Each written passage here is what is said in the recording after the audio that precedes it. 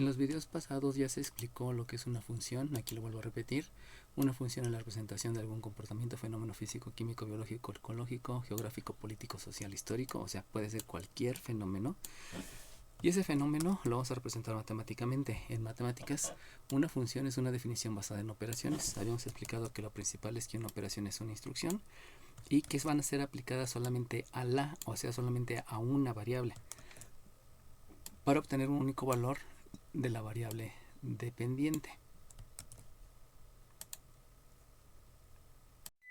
Y también habíamos mencionado que se grafica para interpretarla. Debido a eso, en los videos pasados habíamos hecho primeramente cómo a partir de una ecuación iba a obtener una función, y una vez que había obtenido la función, entonces podía haber líneas que iban a ser las funciones, podía haber circunferencias que las teníamos que expresar en funciones. Recuerden que al tener un único valor, entonces teníamos la función que era la parte de arriba de la circunferencia o la parte de abajo. También hacíamos hipérbolas, de esas hipérbolas también obteníamos la parte que era de arriba o la parte que era de abajo, y cuando empezamos a cuando empezamos a calcular los valores de las otras variables, también resultó que la función podía ser solamente la rama de arriba o solamente la rama de abajo. Lo mismo para la elipse y para la parábola. Esa fue la razón por la cual tuvimos que explicar lo que era la graficación de las funciones, tanto para las rectas como para las cónicas. Ahora bien, entramos en otra parte referida a lo que es una función, y ya habíamos dicho que debe tener dos variables, que es la independiente y la dependiente. Una es la que ocurre primero y otra es la que ocurre como ocurrencia de la primera. De ahí vamos a tener entonces que en la manera de escribir se observa cómo calcular el valor de la variable. Así es como vamos a estar viendo una función. Entonces vamos a tener un miembro izquierdo, donde en ese miembro izquierdo va a estar la variable dependiente, y en ella se van a obtener los resultados. Y habíamos mencionado que se simbolizaba por dos letras, comenzando con alguna de estas letras y seguida de la variable independiente, que se escribe entre paréntesis. Es lo que vamos a estar viendo ahora. ¿Cómo vamos a estar haciendo el cálculo de los elementos de una función? Ya vimos que es una función, ya vimos la gráfica, y ahora nos vamos a ver específicamente cuando estamos calculando estos resultados y cuando estamos calculando estos datos, que es lo que vamos a ver en este video. También aquí estamos diciendo que en el miembro derecho está la variable en la que se aplican las operaciones. Dijimos que esta recibe el nombre de variable independiente, y en la variable independiente voy a estar sustituyendo valores numéricos que son datos.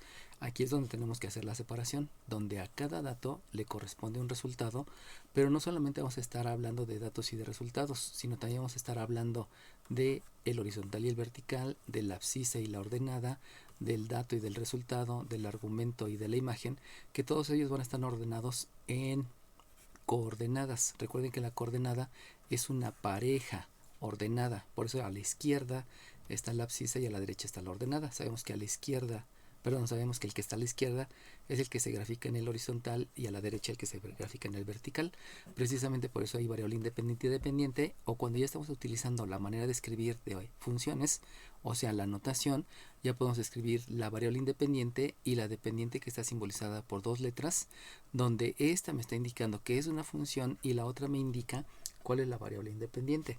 Recordemos que en los videos anteriores explicamos que teníamos una ecuación y de la ecuación la podemos expresar como función. Entonces, para expresarla como función es cuando cambiamos la manera de escribir, y entonces ya podemos escribir estas dos letras que representan a la variable dependiente. O sea, una letra ahora se simboliza a través de dos letras, y con esta letra primera ya estoy asegurando que es una función. Básicamente la característica más importante es que hay un único valor de la variable dependiente. Por eso se hace el cambio de la manera de escribirlo. Y entonces aquí en esta tabla muestro cómo es que van ligadas la abscisa y la ordenada, que una va en dirección horizontal, la otra en dirección vertical, y que una tiene un sentido que es el izquierdo y el negativo, y el derecho y el positivo, y el otro tiene un sentido que es hacia abajo, que es el negativo, y hacia arriba, que es el positivo. También sabemos que existe la variable independiente en esa dualidad, que es la cantidad que ocurre primero, y la variable dependiente, que es la cantidad que ocurre después. La variable independiente se simboliza con una letra minúscula, y la variable dependiente se simboliza con dos letras. La primera que me indica que es una función, y la segunda que me indica cuál es la variable independiente, o sea, cuál es la cantidad que ocurre primero. Luego, también en esa dualidad, si hablamos de valores numéricos de un número, se va a llamar dato, el que está a la izquierda, y resultado es el que se obtiene. pero también podemos hablar de un argumento, que va a ser un término, un polinomio, una función, que se va a sustituir en la variable independiente. Y entonces, el término polinomio función que se obtiene después de la sustitución y de realizar operaciones, en la variable dependiente recibe el nombre de imagen. Se va a trabajar con esa dualidad, dato, número y argumento cuando no es número. Un dato numérico se llama resultado y una imagen es cuando no es número. Por último, el dominio va a ser el conjunto de todos los valores numéricos de los datos y el rango es el conjunto de todos los valores numéricos de los resultados. Todo eso es para que vayamos teniendo la conceptualización adecuada de todo lo que estoy manejando.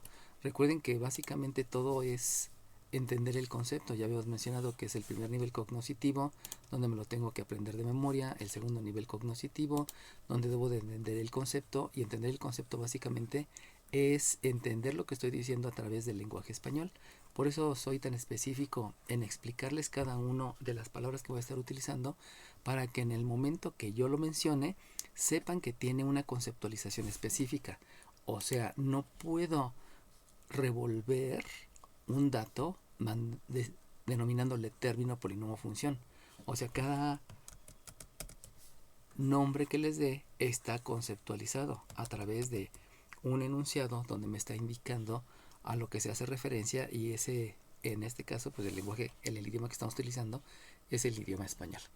Ahora bien, ya vamos a empezar a hacer la aplicación de toda la conceptualización que les acabo de mencionar. Entonces, si yo tengo una función, vamos a comenzar con funciones lineales. Si tengo una función, llamémosle f de x, y esta la estoy definiendo como un x cuadrada, vámonos con las lineales, como un 3x menos 5, entonces yo puedo preguntar dos cosas. Lo primero que preguntar es f de 4, por ejemplo, pero también puedo preguntar f de x que sea 7. Y entonces ahí lo que debo de entender es primeramente cómo se está leyendo. Esto que acabo de escribir y que es la pregunta, la manera de leerse es f de 4. Fíjense cómo no estoy diciendo f por 4, porque esta manera de escribir, esta notación obedece a que es una función. Y ya habíamos dicho que una función se va a estar escribiendo por dos letras. La primera, que es cualquiera de estas, y la segunda, que es la variable independiente. Pero en ningún momento es una multiplicación, simplemente es una variable que ahora se está expresando a través de dos letras. Por lo tanto, el f de 4 se lee f de 4. Y esta que está aquí, aunque se ven dos letras, lo único que me están diciendo es que es una variable dependiente. Pero la letra f me está asegurando que cumple la condición de función. O sea que tiene un único valor de resultado. A cada dato le corresponde un único resultado. Por eso no estoy escribiendo y igual a 3x menos 5, porque aquí no estoy asegurando que es una función. Pero cuando ya se asegura que es una función, entonces utilizo la notación escribiendo la letra f antes de la variable independiente. Entonces, ya que entendí que es una sola letra, el f de 4 me va a implicar que voy a tener una pregunta, que es calcular el valor del resultado. Recuerden que cuando estoy hablando de valores numéricos, estoy hablando de datos y de resultados. Entonces voy a calcular el resultado si el dato es 4. Y lo que voy a hacer, la acción a realizar va a ser sustituir. Recuerden que sustituir quiere decir reemplazar. Por lo tanto, si voy a reemplazar, lo que debo de escribir es que f de 4, el valor de la variable independiente, cuando la variable independiente es 4, lo voy a calcular como la multiplicación de 3 por 4 menos 5. De aquí me doy cuenta que ya terminé la notación de función y debo de entrar entonces a explicarlo a través de lo que ya aprendí de álgebra. Y lo que estoy viendo ya simplemente son operaciones. Por lo tanto, pues lo que debo de hacer simplemente es multiplicar, y ya que multipliqué, 3 por 4 sabemos que es 12, como este va a dar un resultado positivo y este es un número negativo, entonces después de la multiplicación lo que voy a aplicar va a ser la ley de la resta, porque tengo dos números donde uno es positivo y el otro es negativo. La ley de la resta menciona que se hace la resta dejando el signo del mayor. Por lo tanto, si yo voy a dejar el signo del mayor, voy a dejar un signo positivo, O sea, esto va a ser un signo positivo que no se escribe, de un 12 menos 5, que la diferencia de los dos números me da un 7, y entonces yo obtengo que la f de 4 es 7. O sea, el valor de la variable dependiente, cuando la variable independiente toma un valor numérico que es 4, va a ser 7. En otras palabras, el valor del resultado cuando el dato es 4 es 7. Y para poder escribir el resultado, acuérdense que lo debo de escribir a manera de una coordenada, porque las funciones se van a graficar. Entonces vamos a decir que el resultado es el punto A, que tiene coordenadas 4,7. Obviamente el 4,7 yo lo puedo graficar en mi plano cartesiano, diciendo 1, 2, 3, 4, 1, 2, 3, 4, 5, 6, 7, y por aquí estaría el punto A. Ahora bien, cambiando de pregunta, aquí lo que primero necesito entender es cómo se lee. ¿Y cómo lo voy a leer? Pues voy a leer f de x es 7. Ya habíamos dicho que este paréntesis no quiere decir multiplicación, sino solamente es la manera de denotar, la manera de escribir, la manera de manifestar que esto es una función, y que esta función tiene la característica que las operaciones están aplicadas sobre la variable independiente y que solamente va a haber un resultado.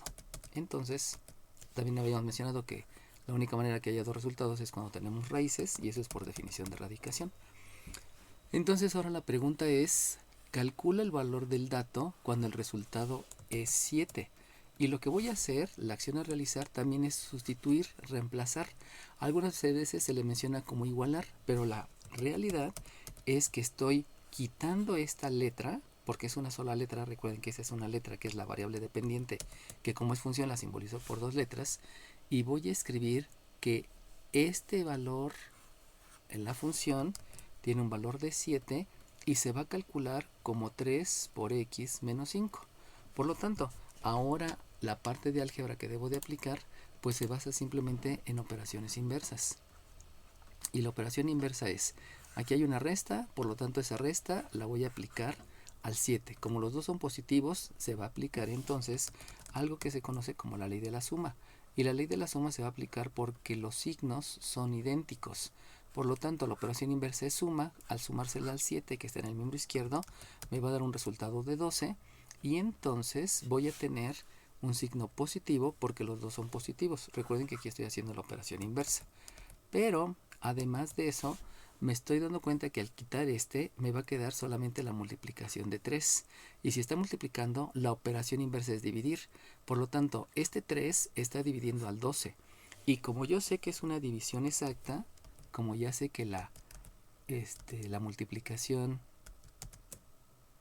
tiene una operación inversa que es la división, de una vez voy a dividir, voy a aplicar todos los conceptos, y entonces el resultado es 5 más este 7 me da 12. Entre este 3 resulta en un 4. Por lo tanto, el resultado es un 4.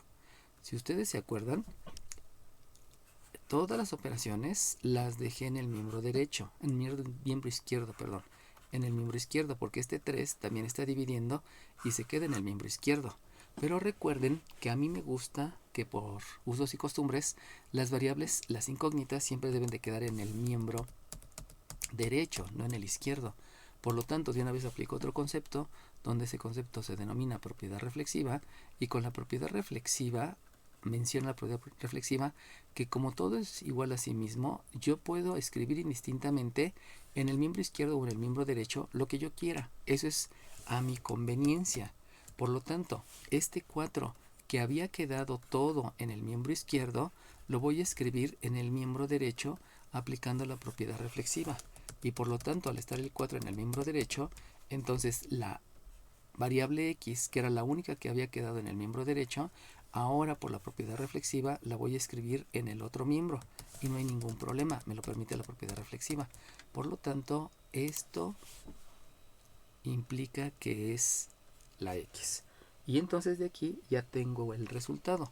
Pero recuerden que yo no puedo expresar esto como resultado, porque son puntos. Por lo tanto, ahora estaría hablando de un punto B, ya utilicé el punto A para el primer inciso. Entonces el punto B va a tener un dato, que es el 4. Recuerden que la variable independiente van a ser lo que se escriba primero, el dato es lo que se escriba primero, y luego voy a tener un resultado que es 7, que es lo que tengo por acá.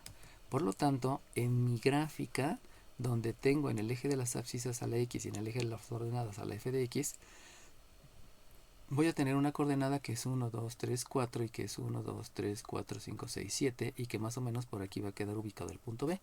Si se dan cuenta, pues básicamente el resultado fue el mismo, coincidió que fuera el mismo, pero la manera de calcularlo es diferente porque aquí me están dando un dato de en la pregunta y aquí me están dando un resultado en la pregunta. Por lo tanto, aquí básicamente solamente realizar operaciones y aquí ya se vio que son más conceptos los que debo de aplicar para poder llegar al resultado.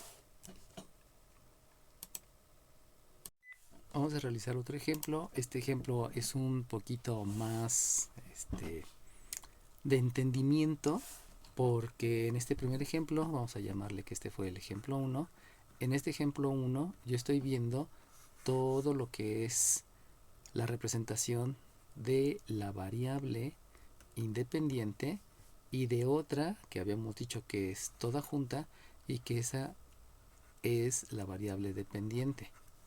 Pero ahora vamos a cambiarlo un poquito. Entonces, si aquí me voy con el ejemplo 2, este es el ejemplo 2, entonces voy a tener que ahora va a haber una f de x, pero la voy a llamar f de x es 9. Y entonces aquí ya está cambiando un poco la situación, porque recuerden que una función es una definición basada en operaciones aplicadas a la variable independiente. Si ustedes están observando aquí por la definición, yo estoy asegurando que es una función. Por lo tanto, debe de haber operaciones. Y si ustedes se dan cuenta, sí hay una operación, porque ese 9 es positivo. Eso quiere decir que hay un 0 al cual le estoy sumando un 9. Obviamente el 0 no se escribe, el más no se escribe, pero yo sé que es una operación. Pero el detalle es que en ningún momento estoy viendo que aquí exista en el miembro derecho una operación o unas operaciones aplicadas a una variable independiente. Por lo tanto, esta función no tiene variable independiente. Bueno, sí la tiene, es x.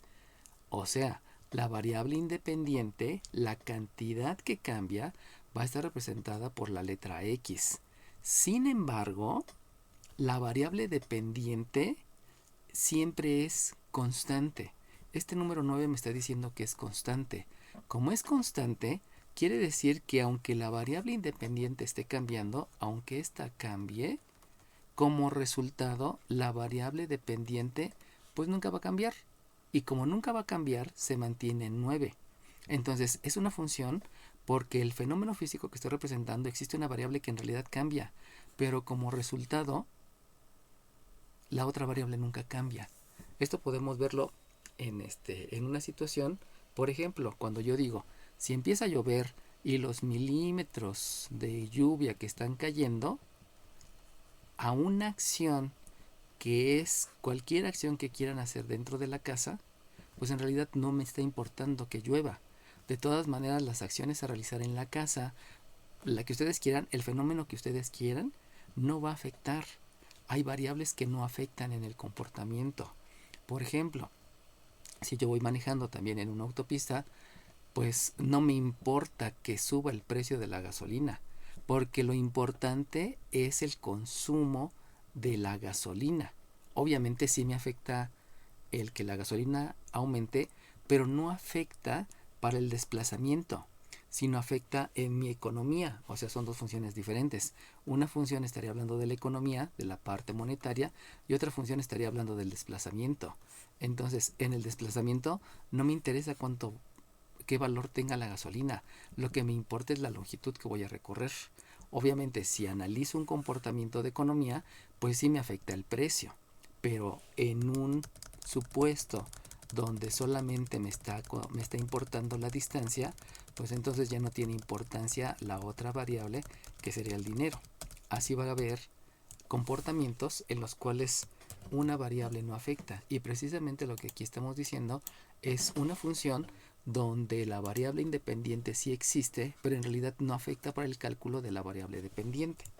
Entonces, ahora ya que entendimos eso y que eso es debido a la conceptualización, entonces vamos a calcular en el ejercicio, voy a calcular un f de 8, por ejemplo.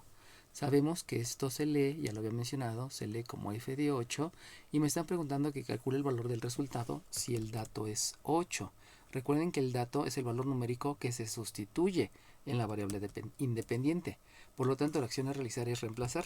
Sin embargo, si ustedes observan, el f de 8, para que yo lo calcule, tendría que sustituir el 8 en algún lugar, pero no hay ningún lugar donde sustituirlo. Como no hay ningún lugar donde sustituirlo, quiere decir que ya no puedo realizar operaciones. ¿Por qué? Porque la variable independiente no está afectando en el resultado. No importa lo que pase, el resultado es el mismo. Por lo tanto, de manera inmediata, ya puedo decir aquí que tengo un resultado, vamos a llamarle punto C para no confundir, y que aquí ya tengo una coordenada que es 8,9 y que obviamente esto yo lo puedo graficar y tengo un 1, 2, 3, 4, 5, 6, 7, 8, 1, 2, 3, 4, 5, 6, 7, 8, 9 y por aquí estamos ubicando el punto C donde sabemos que esta es la X y esta es la f de X. Es un caso especial de función donde no importa cuánto cambie la variable independiente, siempre la variable dependiente se va a mantener en un resultado que es 9. Eso, si lo refiero a un lugar geométrico, va a ser el lugar geométrico donde la ordenada siempre es 9 y sabemos que eso es una recta vertical, que eso lo vimos en geometría euclidiana. Las rectas verticales precisamente me están mencionando que no importando qué valor tenga la variable independiente, siempre se va a mantener el resultado. Y entonces cambiamos de pregunta y ahora menciono que quiero f de x igual a menos 5. Y entonces sabemos que eso se lee f de x es menos 5. Y lo que me están preguntando es calcular el valor del dato si el resultado es menos 5. Acuérdense que por ser valores numéricos se maneja la denominación dato y resultado. Si no fueran valores numéricos, o sea, si habláramos de término polinomio función, estaríamos hablando de argumentos y de imágenes, que ahí es una manera de hablar específica. Ahora bien, ¿cuál es la acción a realizar? Pues vamos a sustituir. Sabemos que algunas veces se denomina igualar, pero lo importante es que en esta función yo escriba que menos 5 es 9. Fíjense cómo estoy reemplazando el menos 5. En lugar de f de x estoy escribiendo menos 5. Y por lo tanto, esto que está escrito aquí, si ustedes observan y analizan, acuérdense que analizar está haciendo referencia a, primeramente, observa. Observar sabemos que es mirar detenidamente. Segundo, tienes que entrar al proceso de razonamiento. Y el proceso de razonamiento implica que lo asocies con lo que ya aprendiste. Pero acuérdense que eso que aprendieron está basado en conceptualizaciones y deben de ser bien aprendidos, porque si no mi proceso de razonamiento no va a servir y voy a dar un resultado no adecuado. Y una vez que ya lo asocié, que ya fue la asociación, entonces de ahí viene un juicio, viene una conclusión, viene una sugerencia, viene un procedimiento, una propuesta a hacer, etcétera. Entonces, si observamos, o sea, si analizamos, me doy cuenta que aquí hay un símbolo de igual, y el símbolo de igual implica que el miembro izquierdo y el miembro derecho deben ser iguales. Pero yo estoy observando también que este menos 5 y el menos 9 no son iguales. Por lo tanto, esto que está aquí escrito no es verídico, no es verdadero. ¿Qué quiere decir que no sea verdadero? Pues quiere decir que no tiene validez en el contexto que yo estoy hablando. Y en el contexto que yo estoy hablando, entonces estoy haciendo referencia a que dentro de una función no se está cumpliendo que el menos 5 es el menos 9. Es decir, no se está cumpliendo que el resultado, recuerden que esta notación que tengo por aquí me está diciendo el resultado es menos 5. No se está cumpliendo que existe un resultado que es menos 5. no se está cumpliendo que como el resultado debe de ser sustituido en la variable dependiente, eso implica que la variable independiente nunca va a tener un resultado que es menos 5. O sea, como nunca va a ocurrir un resultado que es menos 5, porque yo me estoy dando cuenta que la realidad es que debe de ser 9, eso implica que el punto D no existe. O sea, jamás voy a tener una ordenada, lo que está mencionando acá, no voy a tener una ordenada que sea menos 5. Y se los acabo de decir en el comportamiento de geometría analítica. En geometría analítica les había mencionado que el lugar geométrico de una recta horizontal es porque siempre va a estar ubicado en una misma ordenada que es 9. O sea, este va a ser el punto 1,9, este va a ser el punto 2,9, este de por acá va a ser el punto 3,9, el de por acá es el punto menos 1,9, el de por acá es el punto menos 2,9, pero en ninguno de los casos voy a tener una ordenada 5. Por esa situación de la ubicación del lugar geométrico, utilizando la conceptualización que tengo de geometría analítica, entonces me lleva a decir que nunca voy a tener una ordenada menos 5. Y como nunca voy a tener una ordenada menos 5 en la función, o sea, recuerden que la función se va a graficar.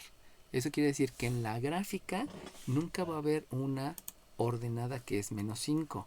Y precisamente es en lo que yo estoy observando que observo que el menos 5 no es 9. Esto no se está cumpliendo, no es verídico.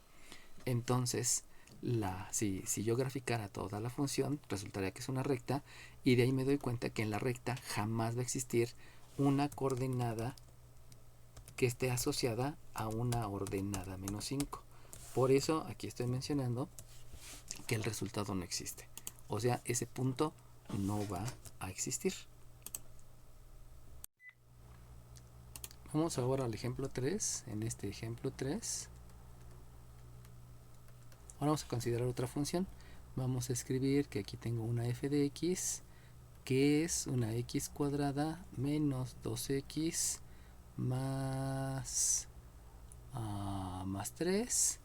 Y entonces puedo hacer otra vez dos preguntas. La primera pregunta, puedo decir que aquí sea una f de menos 2, por ejemplo, una f de menos 4, para que sea diferente. Y también aquí puedo escribir que sea una f de x que sea 5. Y entonces, ¿cómo se lee? Se va a leer que es f de menos 4.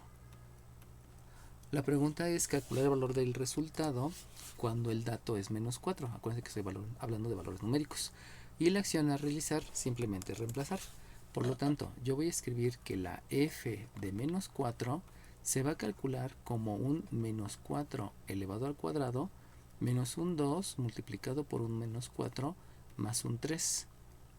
Una vez que ya hice la conceptualización de cálculo diferencial, nos vamos a álgebra.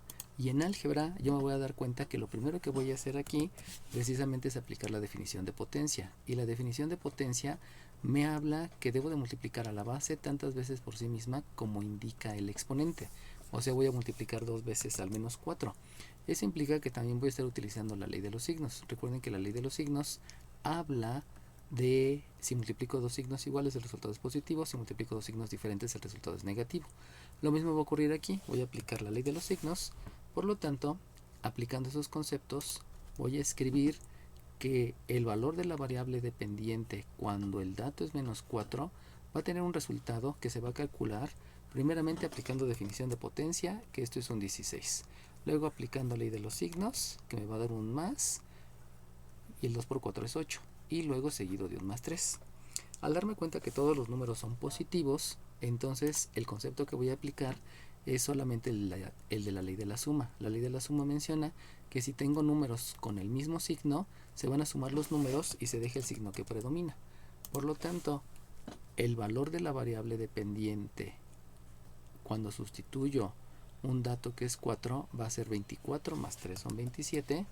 Y por lo tanto voy a tener una coordenada, vamos a llamarle otra vez punto A, bueno, llamémosle ahora punto E, voy a tener un punto E donde va a ser un menos 4,27 y donde obviamente esto yo lo puedo graficar en un menos 1, menos 2, en un menos 1, menos 2, menos 3, menos 4, y por acá haciendo las divisiones más chiquitas, puedo decir que aquí es 10, que aquí es 20, aquí es 30, y entonces por aquí queda el punto E. Fíjense cómo estoy utilizando una escala diferente para el eje de las abscisas que para el eje de las ordenadas, lo cual es válido.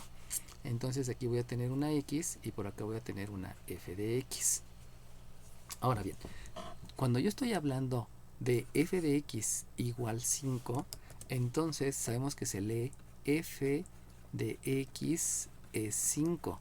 Y el procedimiento, la acción que yo voy a realizar precisamente es la de sustituir, reemplazar.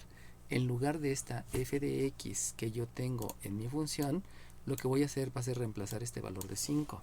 Y eso implica entonces que voy a escribir que 5 es x cuadrada menos 2x más 3.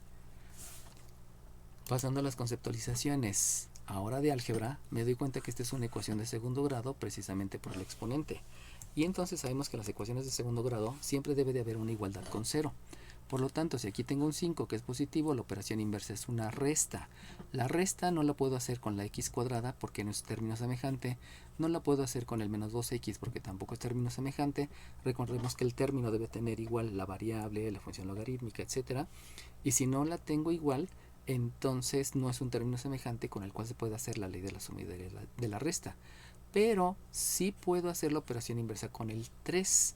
Eso implica que si tengo un más 5, la operación inversa es un menos 5. Y ese menos 5, al realizar la operación inversa con el 3, va a ser necesaria la aplicación de la ley de la resta. Y voy a tener que realizar la ley de la resta porque los números tienen diferente signo.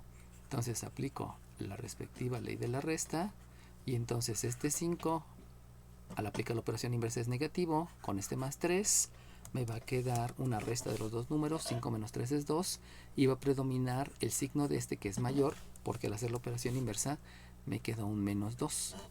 Si ustedes observaron, la operación se realizó en el miembro derecho y por lo tanto este resultado está en el miembro derecho. Pero yo no quiero que mis resultados queden en el miembro derecho. Como no quiero que queden en el miembro derecho, entonces lo que voy a hacer es lo mismo que hice hace un momento en el ejercicio pasado. Y en el ejercicio pasado lo que yo hice precisamente fue aplicar algo que se denomina la propiedad reflexiva. Y habíamos dicho que la propiedad reflexiva menciona que como todo es igual a sí mismo, yo puedo escribir indistintamente estos resultados en el miembro izquierdo o en el miembro derecho. Por lo tanto, lo voy a escribir en el miembro izquierdo. Pero si lo escribo en el miembro izquierdo, quiere decir que también estos dos que estaban en el miembro derecho, junto con el resultado de la operación que estaba en el miembro derecho, todo esto lo voy a escribir en el miembro izquierdo. Por lo tanto, debo de escribir en el miembro izquierdo también la respectiva x cuadrada menos 2x, y acá en el miembro izquierdo, cuando hice la operación inversa y que obviamente este ya no está aquí porque se hizo la operación con el término independiente, al no haber nada aquí en el miembro izquierdo, eso va a implicar que en ese miembro izquierdo que era 0, ahora lo voy a escribir en el miembro derecho sin ningún problema. Y con eso yo ya tengo la ecuación cuadrática tal cual me enseñaron a resolverla. Sabemos que de ahí lo que sigue es entonces intentar factorizar por alguno de todos los métodos que conozco. En este caso el método de factorización va a ser el x cuadrada más bx más c, donde sabemos que para aplicar ese método lo que yo debo de escribir van a ser dos paréntesis multiplicados manteniendo la igualdad con 0, y donde en esos dos paréntesis el primer término que voy a escribir de los dos paréntesis obedece a la raíz cuadrada que haga del primer término, aplicando leyes de los exponentes. Aquí escribo una x y aquí escribo una x. Enseguida de haber calculado ese primer término, voy a hacer referencia al signo del término lineal. Ese signo del término lineal va a ser la operación del primer binomio.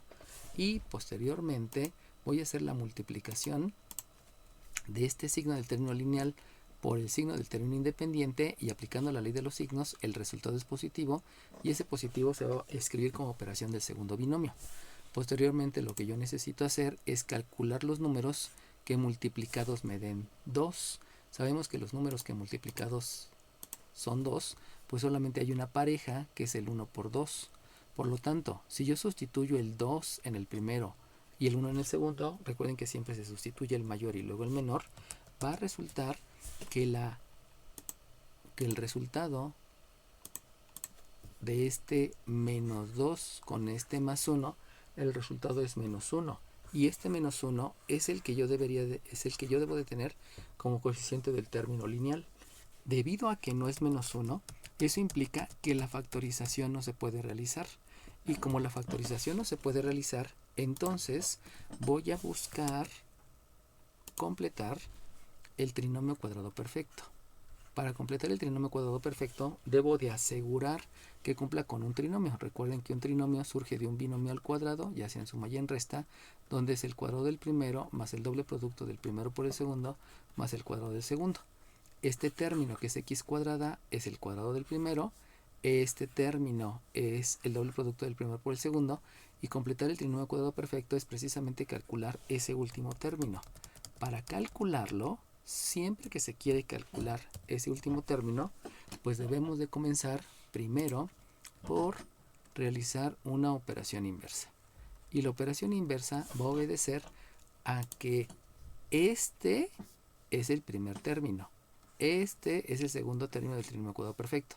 Pero este no fue, porque no se pudo factorizar. Si hubiera sido, la factorización se hubiera podido haber realizado. Como no se pudo, entonces implica que ese menos 2 no debe de estar aquí, porque este me está estorbando.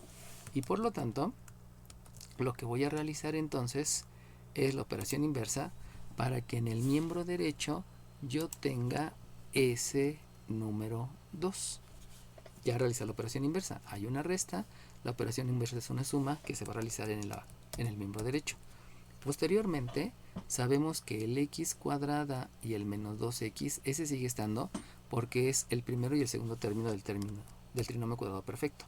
Pero me hace falta hacer el cálculo del número que me permite completar el trinomio.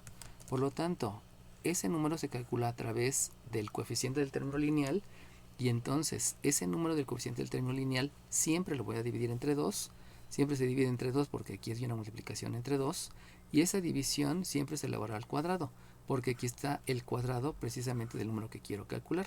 Fíjense cómo se está dividiendo entre 2 y se eleva al cuadrado. Ahora bien, ¿por qué la a como que no interviene tanto?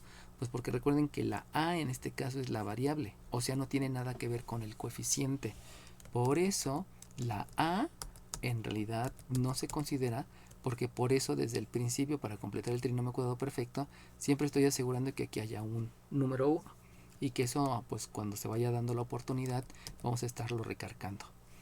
Entonces, al hacer la operación, sabemos que este 2 entre este 2 me da un 1, 2 entre 2 es 1, 1 multiplicado por sí mismo dos veces, que es el cuadrado, me sigue dando 1, y ese precisamente es el número que me va a permitir completar el trinomio. Por lo tanto, con este ya completé el trinomio. Sin embargo, debo de entender que eso es una igualdad. Por lo tanto, debo de aplicar la propiedad de la igualdad, porque si no aplico la propiedad de la igualdad, en ese momento voy a estar haciendo que ya no sea una igualdad. Por lo mismo, lo que hago es sumar para completar, y con propiedad de la igualdad también sumo en el miembro izquierdo, porque la propiedad de la igualdad menciona que la operación que realice en el miembro izquierdo es la misma que se debe de realizar en el miembro derecho. Posteriormente, con eso que acabo de realizar, pues ahora sí vamos a hacer lo que antes no pude hacer, y lo que antes no pude hacer fue factorizar. Entonces ahora sí vamos a proceder a factorizar, solamente que ahora el método que voy a utilizar para factorizar ya cambia, porque lo que voy a factorizar es un trinomio cuadrado perfecto, porque ya aseguré con este 1 que estos dos con el 1 sean el trinomio cuadrado perfecto. Y la manera de factorizar el trinomio cuadrado perfecto obedece a que lo primero que debo de calcular es la raíz cuadrada del término cuadrático y la raíz cuadrada del término independiente.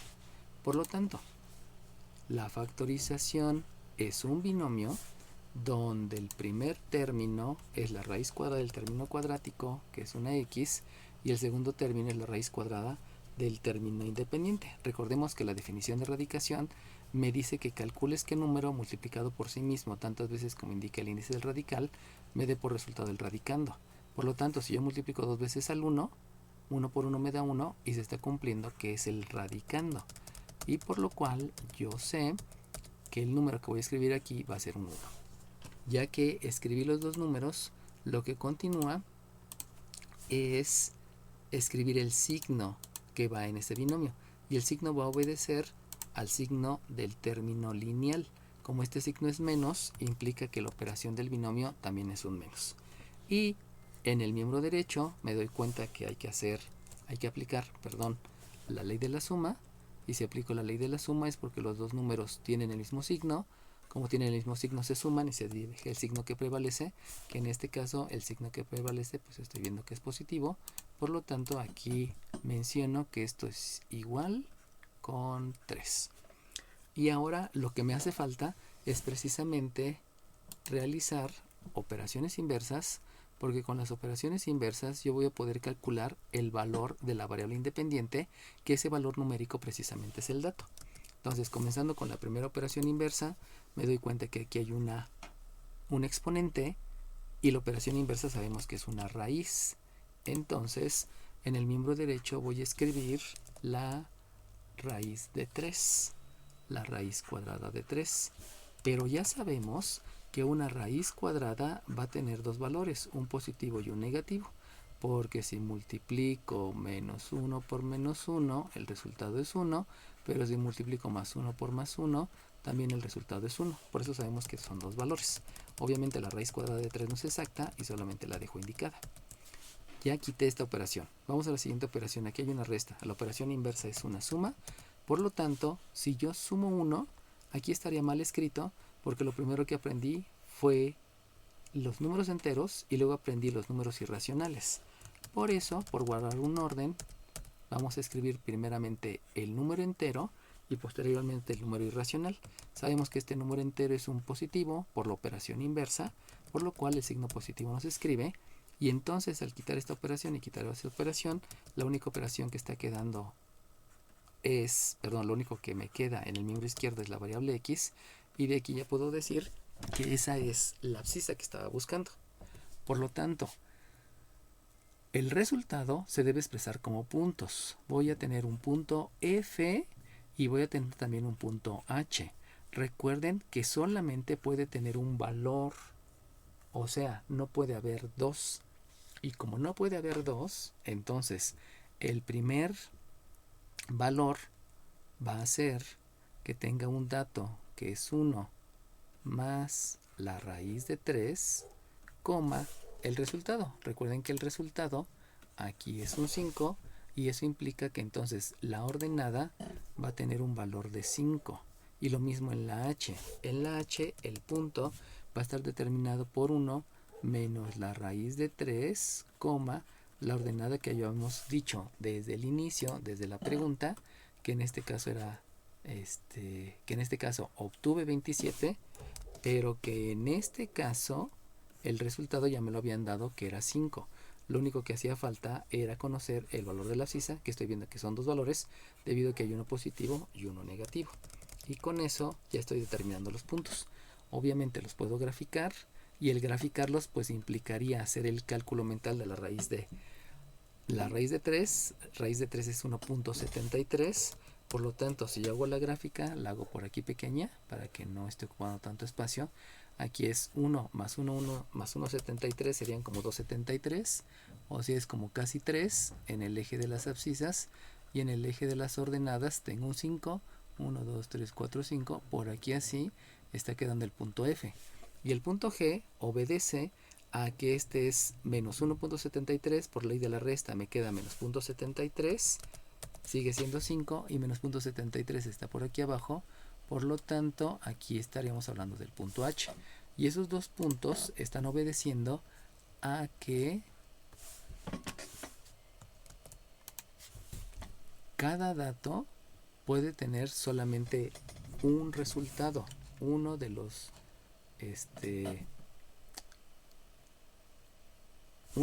dos resultados. Como cada como cada dato debe tener un resultado, aquí está chocando con lo que estoy mencionando. Y eso fue precisamente porque estoy graficando mal.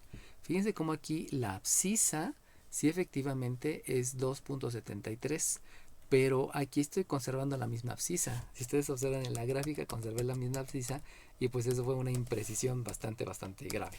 Pero vamos a corregirlas. Aquí no está el punto H, porque el punto H, vamos a escribirlo aquí un poquito más visible, este es 1.73 más el 1, estaríamos hablando de un 2.73. Pero este al ser menos 1.73 me lleva a que el resultado es menos 0.73. Eso implica que este se grafica en las abscisas. Y si se grafica en las abscisas está menos 1 por acá, entonces el 5 está por allá y aquí tendría el punto H, que hace ratito cometí una grave imprecisión. Se corrigió porque no estaba coincidiendo con lo que es la función y entonces voy a tener un valor de la abscisa donde me genere el punto F y otro valor de la abscisa donde me genere el punto H, y entonces ahora sí no choca con la definición que tengo de función, donde la función me menciona que a cada dato le corresponde un solo resultado, y este es un dato muy diferente a este dato porque son dos valores numéricos completamente diferentes. Vamos a contemplar ahora con otro ejemplo, vamos a llamarle ejemplo 7, creo que así va la numeración, a ver si no me equivoco. Y entonces ahora vamos a cambiar de tipo de función. Ya estuvimos viendo aquí las funciones polinomiales. Anteriormente vimos la función lineal, también estuvimos viendo la función lineal cuando no tenemos intervención de la variable independiente. Aquí vimos la función cuadrática. Ahora vamos a ver las funciones logarítmicas. Entonces si yo tengo una g de x, para cambiarle un poquito el nombre, vamos a escribirle mejor g de y para cambiarle el nombre. G de y, si yo la escribo como el logaritmo base 3 de 81, perdón, base 3 de una variable que es y, entonces yo puedo preguntar si, perdón, inciso A, g de 81, pero también yo puedo escribir en el inciso B una g de y que sea menos 3. Vamos a cambiarle mejor, vamos a escribir un menos 5 para que se vea un poquito el cambio de los números.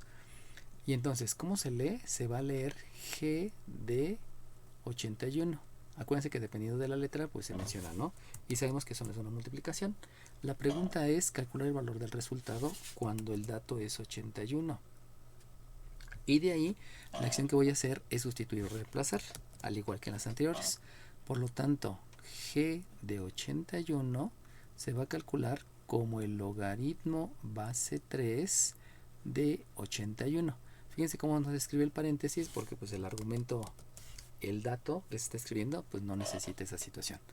Y luego voy a aplicar la definición de logaritmo. La definición de logaritmo que se aplica ahora porque estamos hablando de una función logarítmica es que el logaritmo es el exponente al que se eleva la base para obtener la potencia. Si ustedes se dan cuenta, hay tres elementos aquí asociados, los cuales debemos de analizar. Recordemos que analizar es observar con detenimiento y asociarlo a los conocimientos previos para dar un juicio, una propuesta, un procedimiento, la sugerencia de un procedimiento, etcétera. Entonces, primeramente debemos de ubicar el exponente. Si ustedes se dan cuenta, si empiezo a buscar aquí el exponente, necesito primero saberme los nombres de los elementos de un logaritmo. Y entonces, este elemento que está aquí como subíndice recibe el nombre de base, y este elemento que está aquí ocupando el lugar del argumento recibe el nombre de potencia. Por lo tanto, si yo busco un exponente, pues no hay ningún exponente. Lo único que sí estoy observando es que el logaritmo va a ser un exponente. O sea, aquí me están pidiendo el cálculo de la función, pero también sé que el logaritmo debe de ser un exponente. Ahorita que hay que entender que también el exponente va a estar asociado al número de veces que la base se multiplica por sí misma. Entonces, vamos a continuar entendiendo los nombres para poder dar una conclusión del concepto al que se eleva la base. Y ya habíamos dicho que esta es la base, por lo tanto la base es 3. Y también me están diciendo que eso es para obtener la potencia, y la potencia es 81. Por lo tanto, si yo voy a calcular el número de veces que se debe de multiplicar esta base para obtener el 81, entonces empiezo a realizarlo. Si tengo al 3 y lo multiplico por 3, yo sé que me da 9, por lo tanto no es 81. Si lo multiplico otra vez por 3, me da un resultado que es 27, tampoco es 81. Pero si lo multiplico por otro 3, ahora sí me da un resultado que es 81.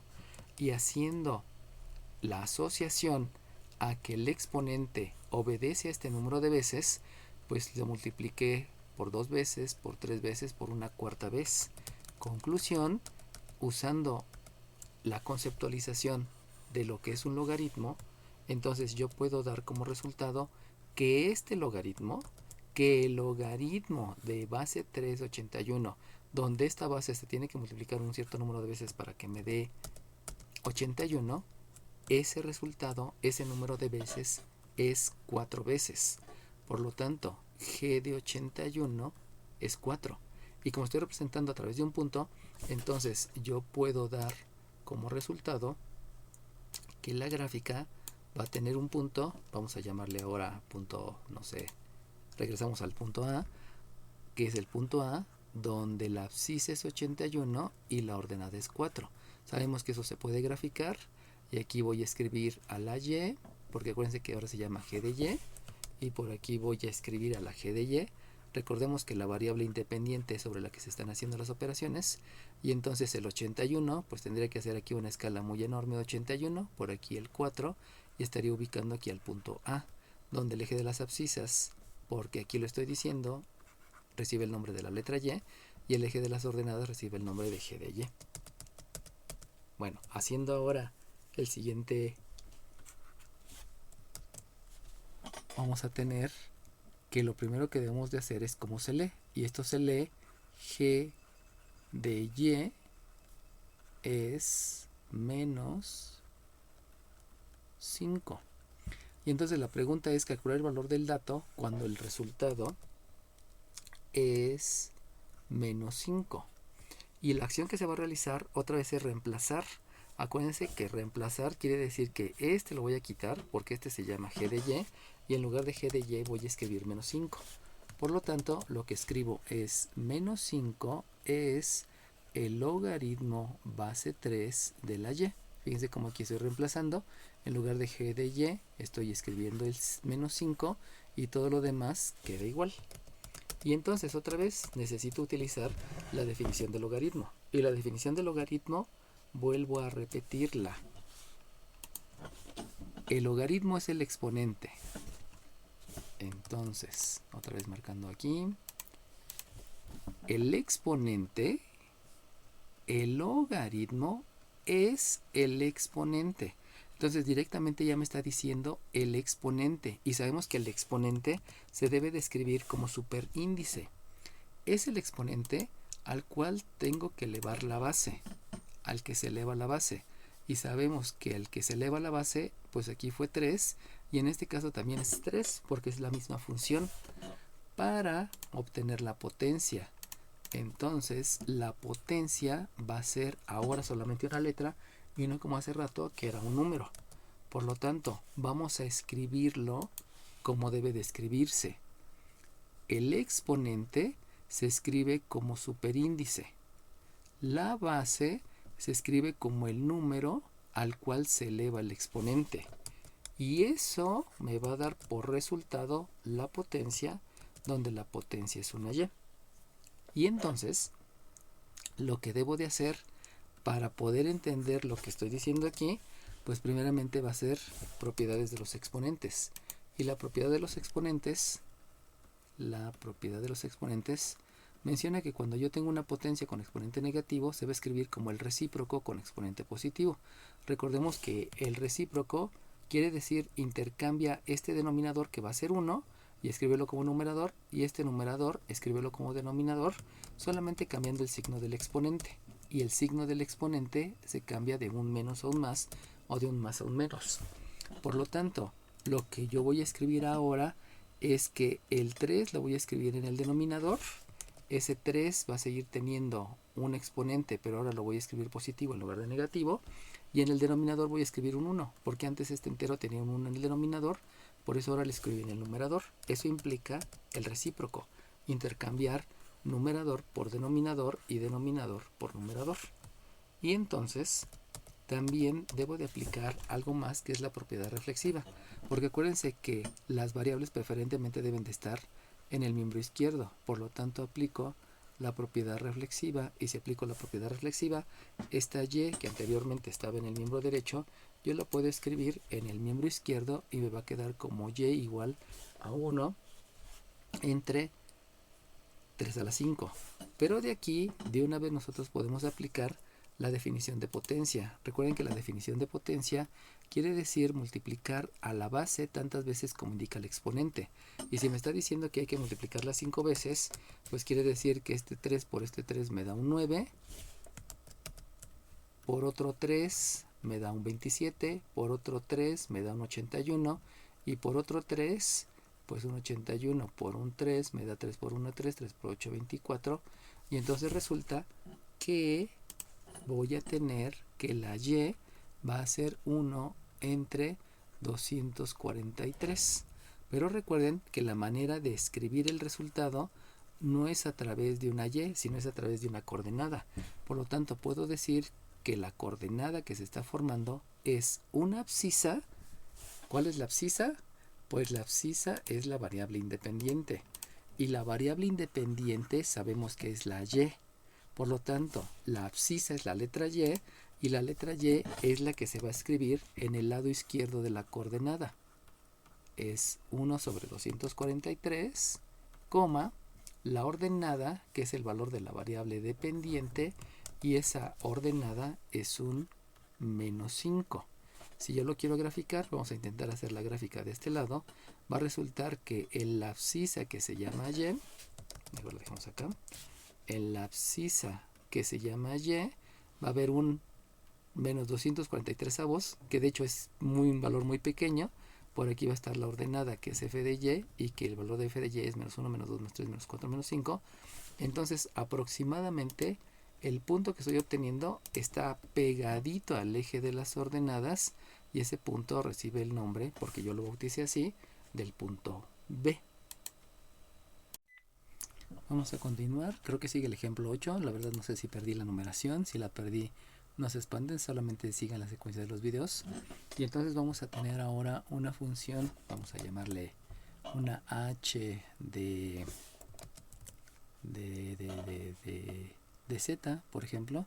Y esta h de z la voy a calcular como un 4 multiplicado por e elevado a la 5z, por ejemplo. Entonces yo puedo mencionar en el inciso A un h de 2/5, y también puedo escribir aquí que la h de z sea un 2, por ejemplo.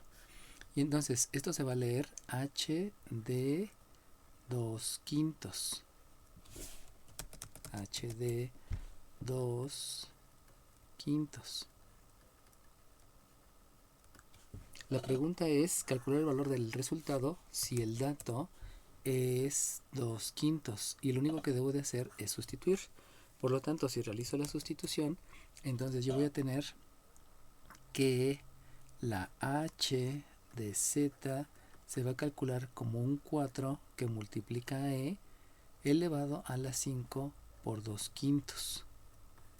Lo que voy a hacer aquí, entonces yo obedece a otro campo que es álgebra, porque me estoy dando cuenta que aquí hay una multiplicación, y recordemos que en la multiplicación lo único que debo de hacer es agregar un número 1 para poder multiplicar numerador por numerador y denominador por denominador.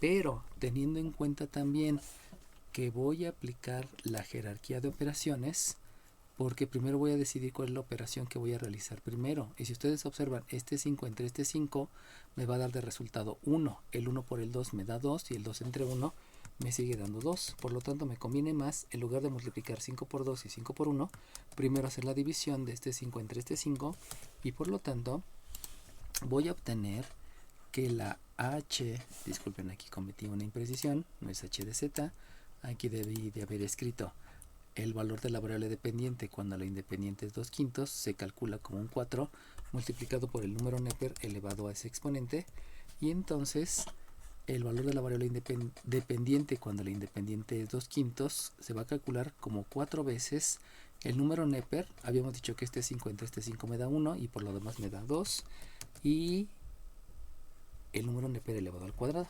Por lo tanto, aquí no hay la necesidad de aplicar la definición de logaritmo. Cuando es logaritmo, sí se puede aplicar, pero en una función exponencial no siempre se aplica la definición de logaritmo. Por lo tanto, aquí voy a tener un punto A que va a obedecer a una abscisa que es 2/5 y a una ordenada que es el resultado de multiplicar 4 por el número Neper elevado al cuadrado. Obviamente aquí ya debemos de saber que el número Neper tiene un valor específico, y ese valor específico es 1.6973, etcétera. Pues hay que multiplicarlo 2 veces, multiplicarlo por 4, y eso me implicaría utilizar notación decimal, lo cual es necesario. Simplemente sabiendo que tengo un punto como resultado, con eso es más que suficiente. No es necesario graficarlo, solamente hay que escribir los resultados. Vamos a la siguiente. Aquí se lee h de z es 2, y entonces lo que me pregunta es lo mismo. La pregunta es calcular el valor del dato cuando el resultado es 2, y sabemos que lo que hay que hacer otra vez es reemplazar. Por lo tanto, reemplazamos en este lugar al 2, y entonces vamos a escribir que 2 es 4 multiplicado por el número Neper elevado a la 5z. Y entonces aquí vamos a entrar en un campo que es álgebra. ¿Por qué álgebra? Porque hay una multiplicación. Acuérdense que también aquí había una multiplicación, y por eso realicé la jerarquía de operaciones para saber qué operación había al principio. Pero si se dan cuenta, aquí lo que me están preguntando es calcular el valor del dato, y el dato es la z. Por lo tanto, debo de hacer lo necesario para calcular ese valor de z. Y lo primero que observo es que aquí hay una multiplicación. Por lo tanto, para que vaya quedando la z en un solo miembro, para poderlo calcular, lo primero que voy a realizar entonces van a ser las operaciones inversas. Y si ustedes hacen la operación inversa, ven que aquí hay una multiplicación, la operación inversa es una división, por lo tanto el 4 va a dividir al 2, pero eso implica que voy a tener un 2 entre 4, y ese 2 entre 4 sabemos que podemos simplificar la fracción, y simplificar la fracción obedece a que voy a dividir numerador y denominador entre el mismo número. Por lo tanto, si tengo un 2 y tengo un 4, a esos dos números los puedo dividir entre 2, y en lugar de tener 2/4, lo que voy a tener va a ser un medio, que va a ser el número Neper elevado a la 5z. Ahora bien, ya no hay más operaciones porque el 5 no puede multiplicarse por el 7, no hay ninguna ley que lo pueda justificar, simplemente se deja indicada la multiplicación. El 1 entre 2 no se puede dividir porque me lleva una expresión decimal, y sabemos que las expresiones decimales solamente es para escribir los resultados. Y entonces ahora sí vamos a aplicar la definición de logaritmo, a pesar que no tengamos propiamente un logaritmo. Y entonces volvemos a la definición. El logaritmo es el exponente. Si ustedes se dan cuenta, aquí ya veo que es un exponente al que se eleva la base. Y entonces la base, sabemos que la base en este caso es el número Neper. Para obtener la potencia, y si se dan cuenta, esta es la potencia. Eso quiere decir que si yo lo escribo de manera logarítmica, voy a escribir el logaritmo de la base, donde la base es el número Neper, y que sabemos que se escribe como subíndice. Para obtener la potencia, sabemos que la potencia, que en este caso es un medio, ese un medio lo debo de escribir como argumento de la función logarítmica. Eso va a ser el exponente, porque el logaritmo es el exponente. Por lo tanto, eso me va a quedar que es 5z.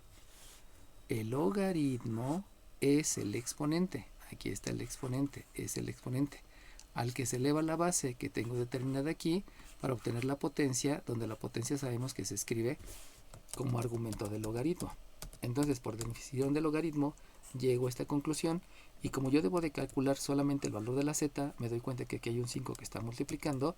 Por lo tanto, lo que debemos de aplicar ahora van a ser operaciones inversas. Y la operación inversa va a mencionar que este 5 ahora va a dividir a todo lo que está en el miembro izquierdo. Y todo lo que está en el miembro izquierdo, acuérdense que es todo el logaritmo, ¿eh? No solamente está dividiendo al 2 porque el 2 es un argumento. Va a dividir a todo el logaritmo. Pero si se dan cuenta al hacer la división, la incógnita me va a quedar en el miembro derecho y yo no quiero que nada quede, que las incógnitas no queden en el miembro derecho. Por lo tanto, también voy a aplicar la propiedad reflexiva y al aplicar la propiedad reflexiva ya voy a poder escribir que la variable z se va a calcular como el logaritmo base e, pero también nosotros aprendimos que el logaritmo base e se llama logaritmo neperiano de un medio. Pero también recordemos que existen propiedades de los logaritmos y en esas propiedades de los logaritmos, en la propiedad de los logaritmos, la recuerdo, es que el logaritmo de una división se puede escribir como el logaritmo de la resta del numerador menos la resta del denominador. Por lo tanto, vamos a aprovechar aplicando de una vez la respectiva propiedad de los logaritmos y entonces me queda que la variable z se va a calcular como el logaritmo neperiano del número 1, que es el numerador, menos el logaritmo neperiano del número 2, que es el denominador, y todo eso va a ser dividido entre 5. Pero este 5 es un número racional. Como es un número racional, en la conceptualización que tenemos de términos, los números no deben de estar mezcladas con las funciones logarítmicas. Por eso en lugar de escribir entre 5, lo que voy a hacer es escribir al principio un quinto. Sabemos que esto tiene que de denominador 1, por eso el 1 por el 5 me da el 5, donde ya me está indicando que se está dividiendo entre 5. Simplemente lo que estoy haciendo es escribirlo como coeficiente separado de las funciones logarítmicas. Es por eso la razón que escribimos el un quinto. Pero como también sabemos más cosas acerca de lo que son los logaritmos, recordemos lo siguiente. Vamos a enfocarnos en este resultado que tenemos. Y ese resultado que tenemos lo voy a escribir en el cuadrito que acabo de dibujar, mencionando que es el logaritmo base e de 1. Y recordemos que por definición de logaritmo, el logaritmo es el exponente. Entonces, este logaritmo me da por resultado un exponente. Aquí voy a escribir el exponente. Ese exponente es al que yo debo de elevar la base. O sea, es al que se eleva la base y sabemos que la base es el número Neper. Y sabemos también, por lo que hemos mencionado hace un momento, que el exponente, lo escribo por aquí abajo para que quede puntualizado, sabemos que el exponente es el número de veces que se multiplica la base por sí misma. Entonces, este logaritmo me va a indicar el número de veces que se va a estar multiplicando esta base por sí misma para obtener la potencia. Por lo tanto, sabemos que este se llama potencia. Entonces, ahora la pregunta va a hacer referencia de la conceptualización de exponente.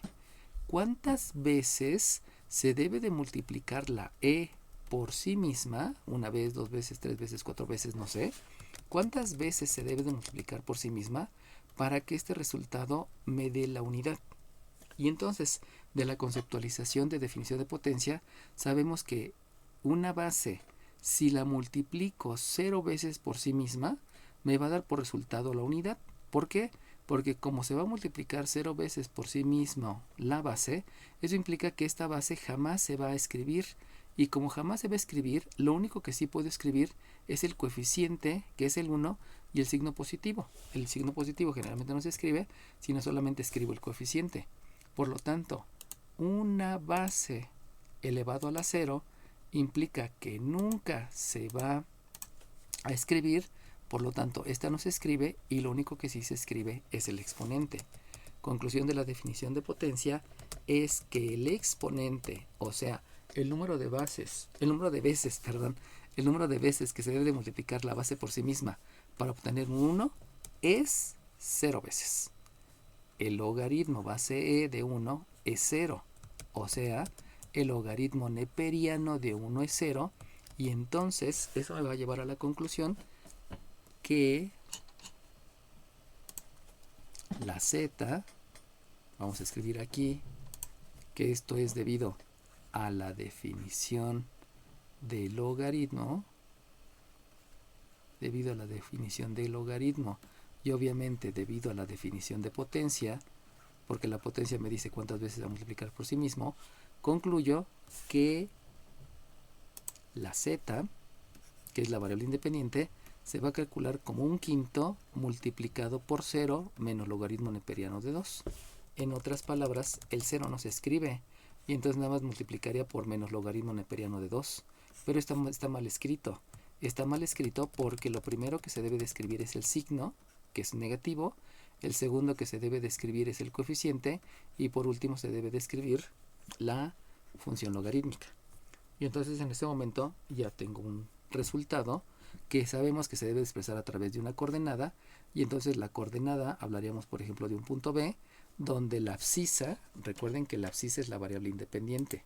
Y la variable independiente aquí estoy indicando que es la z, Por lo tanto, la abscisa es menos un quinto por el logaritmo neperiano de 2, coma, la ordenada, que habíamos dicho que la ordenada era 2. Recuerden que esta es la variable dependiente que se grafica en las ordenadas, y entonces la variable dependiente es 2, la ordenada es 2, y aquí me queda que es coma 2.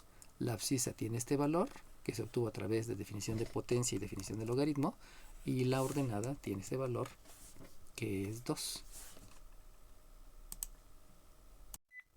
Vamos a ver ahora otro tipo de funciones. En este otro tipo de funciones vamos a hacer referencia a funciones trigonométricas. Este lo vamos a manejar como el ejemplo 10, tratando de seguir una secuencia en este video. Y entonces resulta que aquí hay muchísimas cosas que debo tomar en cuenta, y todas esas situaciones conceptuales se las estoy mencionando aquí. Lo primero que debo de considerar es que voy a estar manejando básicamente dos triángulos. Un triángulo que tiene 60 grados, 30 grados, y las longitudes es 2 opuesto al al ángulo recto, una longitud de 1 opuesto al ángulo de 30 y una longitud de raíz de 3 que va a ser opuesto al de 60. Ese triángulo hay que aprendérselo de memoria porque lo vamos a estar utilizando muy constantemente en todo lo que es el curso de cálculo diferencial. Vamos a tener otro triángulo cuya longitud es 1, va a ser un triángulo isósceles que va a tener dos ángulos iguales, y el lado que está enfrente del ángulo recto tiene una longitud de raíz de 2. También necesitamos saber que hay 4 cuadrantes, que de esos 4 cuadrantes los triángulos que se van a dibujar en el primero, en el segundo y en el tercero y cuarto cuadrante siempre van a partir del origen. A partir del origen se va primero en el eje de las abscisas, luego en el de las ordenadas y de regreso. Del origen, eje de las abscisas, eje de las ordenadas y de regreso. Del origen, eje de las abscisas, eje de las ordenadas y de regreso. Y del origen, eje de las abscisas, eje de las ordenadas y de regreso. Eso nos lo enseñaron en nuestro curso de geometría y trigonometría. También aprendimos que todos los ángulos se van a medir en sentido contrario a las manecillas del reloj, y ese sentido contrario implica que del 3 voy al 2, voy al 1, luego podríamos decirme que me regreso al 12 y luego sigue en orden descendente. Ese es el sentido contrario a las manecillas del reloj. Y también sabemos que en el primer cuadrante los ángulos son de 0 a 90, siempre se mide con respecto al eje positivo de las abscisas. En el segundo cuadrante es 90 a 180, también midiendo con respecto al eje positivo del eje de las abscisas. En el tercer cuadrante los ángulos son de 180 a 270, igual en sentido contrario a las manecillas del reloj. Y en el tercer cuadrante tenemos de 270 a 360, igual en el sentido contrario a las manecillas del reloj. Y también nos enseñaron en geometría y trigonometría que vamos a tener grados sexagesimales, que son 360. Tenemos los radianes, que hace referencia a las veces que cabe el radio en una circunferencia. Tenemos gradianes, que es cuando dividen 400 partes. Y también tengo revoluciones, que es una sola vuelta. Las referencias importantes es que 360 grados es 2 pi radianes, 180 grados es pi radianes, 90 grados es pi medios radianes, etcétera. Y aquí en esta tabla se muestra todos los ángulos importantes de 30, 45, 70, y todos los que van variando con respecto a los múltiplos de 45, los múltiplos de 30 y los múltiplos de 60.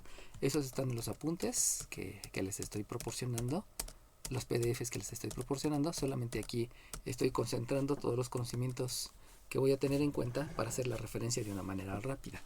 Pero pues lo pueden consultar allá. Aquí inclusive las imágenes no se ven muy bien, pero allá pues ya se ven mejor, ¿no? Bueno, entonces vámonos con el ejemplo 10. En el ejemplo 10 vamos a escribir una función que vamos a escribirla como una f de un ángulo alfa, y que esta la voy a calcular como la cosecante de alfa. Y entonces me voy a meter ya con funciones trigonométricas, y también debemos de saber la definición de todas las funciones trigonométricas. Entonces en el primero yo les puedo escribir, vamos a cambiarle un poco aquí, vamos a escribirle un 3 alfa, por ejemplo, y vamos a escribir una f de un pi sobre 3, por ejemplo. Y aquí voy a escribir una f de alfa que sea un 2, por ejemplo. Entonces, aquí se lee f de pi tercios, o f de pi sobre 3, como ustedes lo quieran decir, pi tercios. Y entonces, la pregunta es calcular el valor del resultado si el dato es pi tercios. Y entonces, la acción que vamos a realizar es sustituir, que eso quiere decir reemplazar. Por lo tanto, en el reemplazo solamente tendría que escribir el valor de la variable independiente cuando el ángulo es pi tercios. Lo voy a calcular como la cosecante de 3 que multiplica a pi tercios. Fíjense cómo estoy reemplazando, y el reemplazar quiere decir que este argumento, que es pi tercios, se va a reemplazar en la variable independiente que está tanto en el miembro izquierdo como en el miembro derecho. Y entonces de ahí pues me doy cuenta que lo primero que hay que realizar es una multiplicación. Sabemos que al multiplicar números racionales se escribe el 1, y entonces esa multiplicación de números racionales me va a implicar que primero piense en una jerarquía de operaciones, saber cuál es la operación que realizo primero. Si aquí tengo un 3 por pi y un 1 por 3, pues puedo hacer esa multiplicación, pero también puedo dar cuenta que este 3 está dividiendo este 3. Por lo tanto, lo que yo voy a tener es una división de 3 entre 3 que me da la unidad, y eso implica que la unidad por 1 sigue siendo pi, y por lo tanto f de pi tercios se calcula como la cosecante de pi. Y ahora sí, pasamos al campo de trigonometría. Y en trigonometría lo primero que me debo de acordar es precisamente en lo que era la definición de la función trigonométrica. Y la definición de la función trigonométrica precisamente obedecía a que la cosecante de un ángulo iba a ser la división de la hipotenusa entre el cateto opuesto. Por lo tanto, lo que yo debo de pensar es un ángulo que es pi radianes. Pero sabemos de lo que nos habíamos mencionado que pi radianes es 180 grados. Por lo tanto, 180 grados quiere decir que si inicio del lado positivo del eje de las abscisas, este se llama alfa, voy a llevar hasta este punto donde ahí voy a tener un ángulo de pi radianes, lo equivalente a 180. Y lo que yo debo de buscar va a ser un triángulo. Y ahí viene la parte que debo de conceptualizar muy bien. Aquí debe de haber un triángulo. ¿Cuál triángulo? Pues un triángulo que se parece al del primer cuadrante, segundo cuadrante, tercer cuadrante o cuarto cuadrante. Por la medida de los ángulos, yo sé que el triángulo entonces está en el segundo cuadrante. Y si estoy pensando en el segundo cuadrante, estoy pensando en un triángulo de esta forma, precisamente por la medida del ángulo. Y por lo tanto, aquí debo de estar observando un triángulo que es en el segundo cuadrante. En el segundo cuadrante recordemos que es primeramente sobre el eje de las abscisas, posteriormente me voy sobre el eje de las ordenadas y al último me voy de regreso. Por lo tanto, el ángulo que yo tengo de aquí hasta acá es 180 grados, porque es un triángulo en el segundo cuadrante. Pero como que no tiene sentido pensar en un triángulo, porque en realidad no es un triángulo. Esa es la parte conceptual que debemos de traer de trigonometría. No es un triángulo porque es un segmento.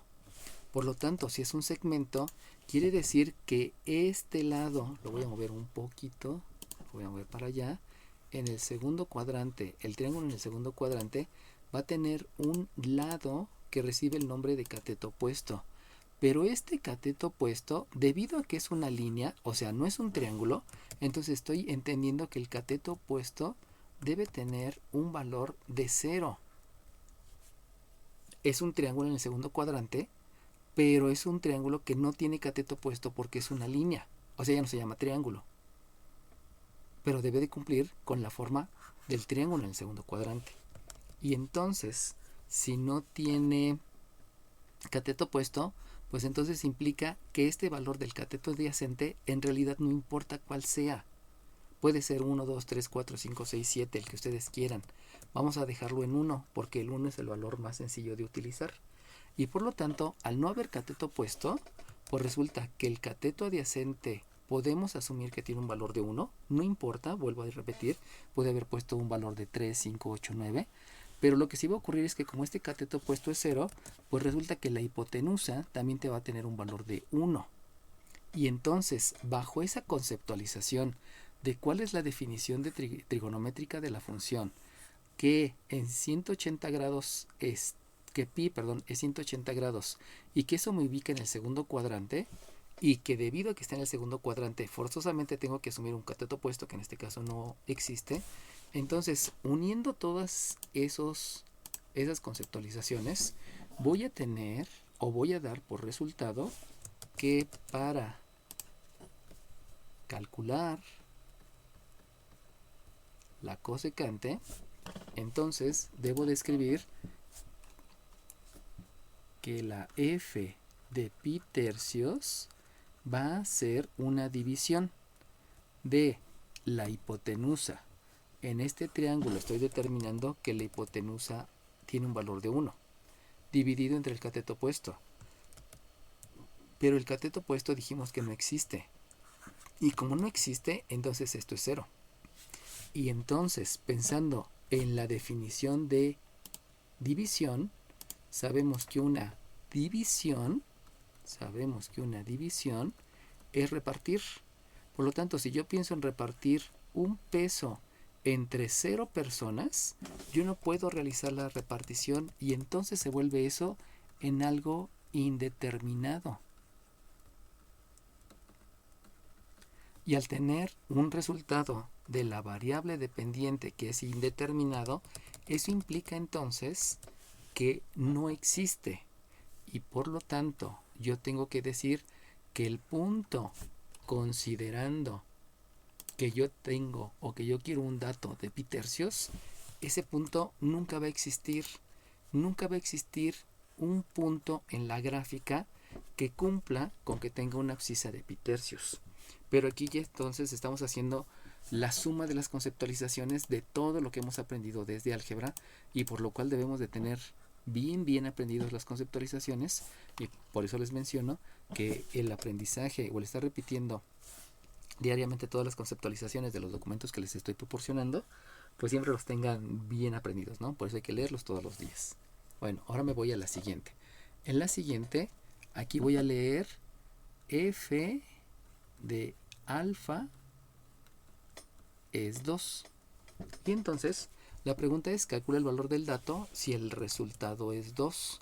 La acción que voy a realizar también va a ser sustituir. Por lo tanto, este 2 lo voy a reemplazar en f de alfa.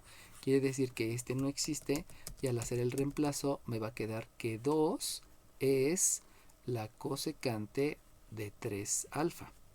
Y otra vez me voy a la conceptualización de lo que es álgebra.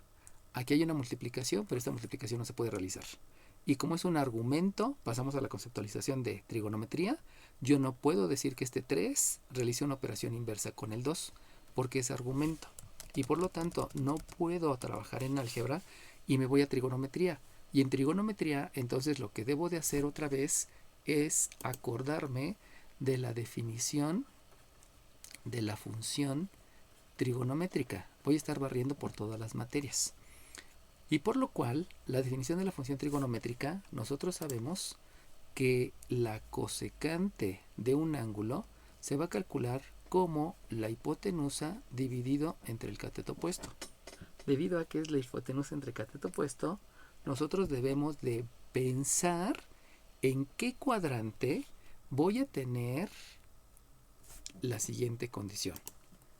Como la cosecante es 2, entonces necesito buscar en qué momento, en qué lugar la cosecante obedezca a un triángulo que tiene una hipotenusa que tiene un valor de 2 y un cateto opuesto que tiene un valor de 1. Acuérdense que en álgebra todos los enteros tienen un 1 dividiendo. Haciendo la asociación, la cosecante es una división, donde en esa división es hipotenusa entre cateto opuesto. Yo debo de buscar un triángulo donde tenga una hipotenusa que tenga un valor de 2 y donde yo tenga el valor de un cateto opuesto que sea 1. Entonces me voy a los triángulos. Y si ustedes ven en este triángulo yo no tengo una hipotenusa que sea 2. Por lo tanto, ese triángulo no me sirve. Pero al irme en este triángulo, sí me doy cuenta que tengo una hipotenusa que es 2 y tengo un cateto opuesto que es 1. Por lo cual, entonces, yo ya sé que sí existe ese triángulo. Pero ese triángulo puede provenir de un más 2 entre más 1 debido a la ley de los signos, o también puede provenir de un menos 2 entre un menos 1. Entonces, si vuelvo a hacer la revisión de esas circunstancias, va a resultar que menos 2 en la hipotenusa, reviso, y pues este triángulo no tiene una hipotenusa de es menos 2. Recordemos que la hipotenusa en trigonometría, la hipotenusa siempre va a ser positiva. Cuando estoy hablando del primero, del segundo, del tercero y del cuarto cuadrante, este lado sí puede ser positivo porque va a la derecha. Este lado sí puede ser positivo porque va para arriba, pero la hipotenusa siempre se va a considerar positiva. Este lado sí puede ser negativo, este lado sí puede ser positivo, pero la hipotenusa, que es un regreso, siempre va a ser positiva. Negativo, negativo, positivo.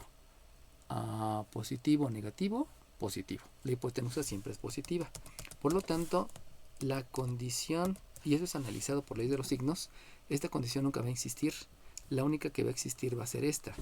Y esa quiere decir que la hipotenusa siempre es positiva. Como la hipotenusa siempre es positiva, entonces puede ser un triángulo del primer cuadrante, del segundo, del tercero, del cuarto, porque las hipotenusas siempre son positivas. Sin embargo, el cateto opuesto, para que sea positivo, un cateto opuesto positivo va a obedecer precisamente a las ordenadas. Si se dan cuenta, esta ordenada va para arriba, por lo tanto es positivo. Esta ordenada va para arriba, por lo tanto esta ordenada es positiva. Pero esta ordenada va hacia abajo, por lo cual es negativa, y esta ordenada para abajo también es negativa. Por lo tanto, no puede ser este caso, no puede ser este caso, y nada más pueden ser esos dos casos. Por lo cual, tengo que asumir que va a haber dos posibles resultados, de acuerdo a lo que estoy analizando. Va a ser un triángulo que va a ser dibujado en el primer cuadrante, y va a ser un triángulo que va a ser dibujado en el segundo cuadrante. Y en este primer cuadrante, este cateto opuesto tiene un valor de hacia arriba 1 y tiene un valor de la hipotenusa que siempre es 2. Este también va a tener un valor, voy a moverlo un poco para que lo pueda escribir con mayor libertad de espacio. Voy a tener un cateto opuesto que es un positivo hacia arriba, que es 1, y una hipotenusa que siempre va a ser positiva y que va a ser 2. Por lo tanto, lo único que me hace falta determinar es el valor de este ángulo. Y si ustedes se dan cuenta, el ángulo está opuesto al valor de 1. El ángulo está opuesto a la longitud de 1. Por lo tanto, buscando esa característica en el triángulo, el ángulo que está opuesto al valor de 1 en este triángulo que tiene hipotenusa 2 es el ángulo de 30 grados. Por lo tanto, ese ángulo que estoy buscando son 30 grados. Este ángulo son 30 grados. Por lo cual, yo ya puedo escribir los respectivos resultados porque ya estoy calculando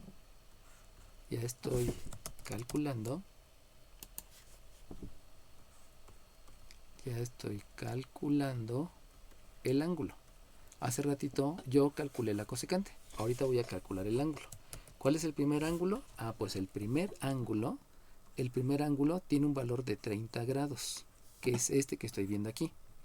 Sin embargo, los resultados yo no los puedo dar en grados hexagesimales. Entonces, nosotros también sabemos que un ángulo de 30 grados es pi sextos radianes.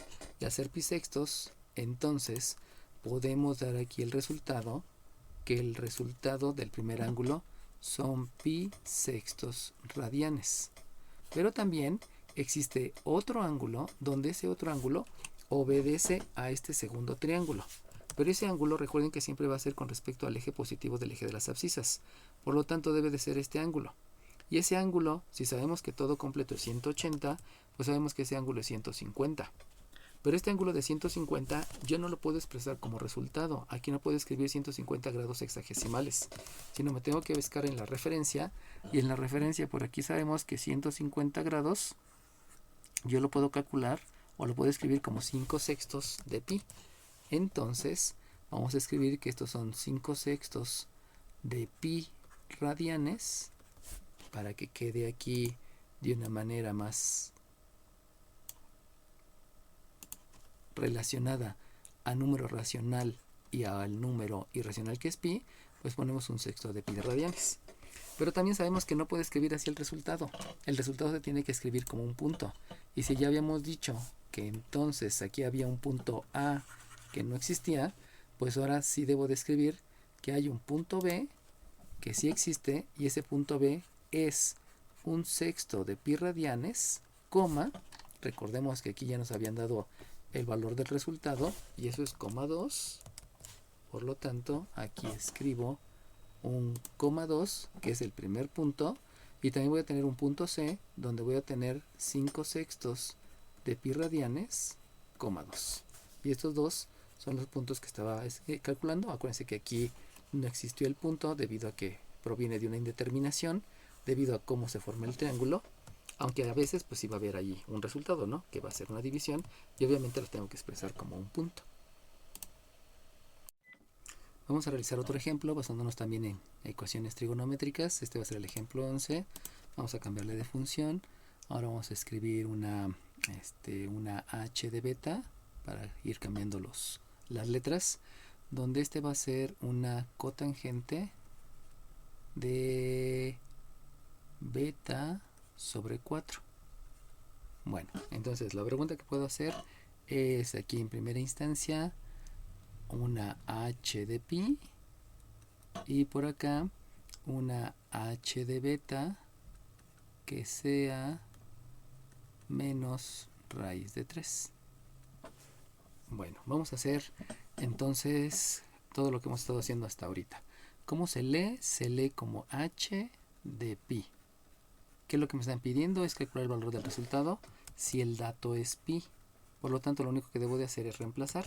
Si yo reemplazo, voy a escribir que el valor de la variable dependiente, cuando la independiente es pi, se va a calcular como la cotangente de un cuarto de beta. Escribiéndolo adecuadamente a manera de término, sabemos que debe estar separado el coeficiente de la variable. Y entonces tengo que pensar nuevamente en la definición de la función trigonométrica. Como no puedo hacer operaciones y no hay logaritmos, entonces me voy a la parte de función trigonométrica, y nosotros sabemos que la cotangente de un ángulo está definida como la división del cateto adyacente entre el cateto opuesto. Por lo tanto, yo debo de buscar, aquí disculpen, me equivoqué, aquí no es beta porque decimos que estoy sustituyendo, aquí debe de haber escrito pi, disculpen, y entonces lo que yo debo de buscar es primeramente el ángulo. Ese ángulo que me están diciendo es 1/4 de pi. Si vemos en nuestra referencia, pi cuartos son 45 grados. Por lo tanto, el ángulo al que estoy haciendo referencia ahorita es solamente 45 grados. Tengo un ángulo que es de 45 grados. Y si tengo un ángulo de 45 grados, pues resulta que los triángulos que tienen 45 grados es solamente ese triángulo. Y al ser de 45 grados, entonces debo de saber en qué cuadrante están ubicados los 45 grados. Sabemos que el 45 grados está ubicado de 0 a 90, por lo tanto debo de dibujar un triángulo que es del primer cuadrante. Y entonces lo que hago es dibujar un triángulo que está ahora en el primer cuadrante. Recordemos que en el primer cuadrante primeramente va hacia la derecha, luego va hacia arriba y luego se regresa. Eso implica que el valor del cateto adyacente, este es el ángulo, el valor del cateto adyacente siempre es positivo, el valor del cateto opuesto siempre es positivo y el valor de la hipotenusa va a ser positivo. Este es positivo porque va a la derecha, este es positivo para acá arriba y este es positivo porque siempre es positivo. Y entonces, en 45 grados, porque este es 45 grados, el triángulo de 45 grados va a tener como cateto opuesto al 1 y como cateto adyacente también al 1. Por lo tanto, puedo dibujar el triángulo, este es más 1, este es más 1 y este es más raíz de 2 porque es lo que estoy viendo en el triángulo. Recordemos que aquí es 45 grados. Por lo tanto, con eso que acabo de hacer, yo ya puedo calcular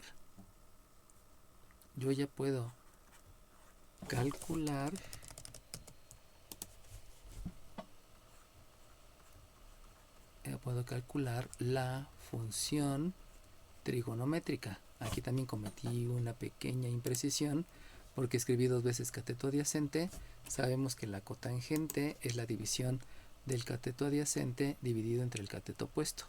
Por lo tanto, ya puedo escribir entonces que el valor de la variable dependiente, cuando el valor del independiente es pi, se va a calcular como la división de 2 lados para este triángulo, y en este triángulo la división obedece a un cateto adyacente donde el cateto adyacente es más 1 y el cateto opuesto también es un más 1.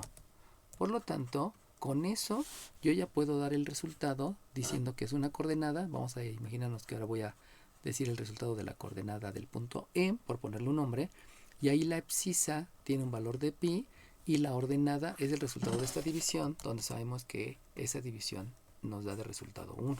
Aquí pudimos dibujar el triángulo y obviamente el ángulo me dijo la ubicación del triángulo de acuerdo a los cuadrantes.